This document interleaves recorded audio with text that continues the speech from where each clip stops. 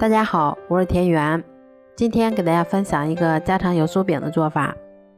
首先我们准备500克的普通面粉，先加入5克盐，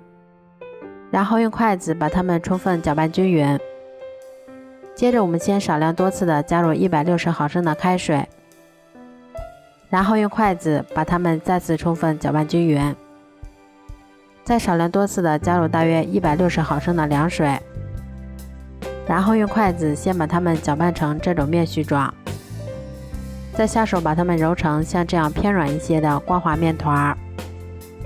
揉好后再给它盖上保鲜膜，让它先醒面30分钟。接着我们在小碗里面准备40克的普通面粉，先加入1勺盐，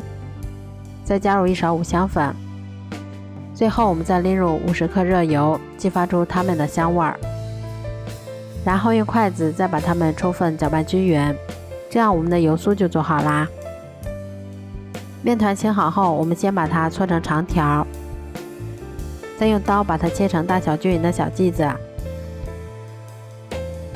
我们取一个小剂子，先给它揉得细腻光滑一些，然后再把它按扁成小饼的形状。接着我们再把它擀成一张厚度约2毫米的长方形饼皮。擀好后，我们再取适量的油酥，均匀地涂抹在饼皮的表面。接着我们在饼皮的两边各给它划上3刀，然后再像这样从两边往中间对折，把它慢慢地包裹起来。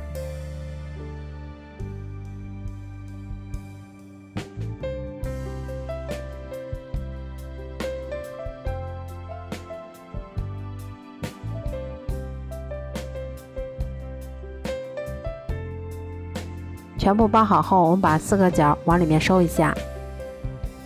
然后再用手先把它搓圆，再把它轻轻地按压成小饼的形状。接着我们再把它擀成一张厚度约2毫米的圆形饼皮，这样我们的生胚就做好啦。都做好后，我们把电饼铛先预热刷油，油热后我们再把做好的生胚放入电饼铛里面，表面再给它刷上一层食用油，防止水分的流失，然后盖上盖子，用中火烙5分钟左右，一直烙至两面金黄酥脆后就可以出锅啦。这样做出的油酥饼刚出锅的时候，吃起来外酥里软，而且层次也特别的丰富，味道比外面买的还要好。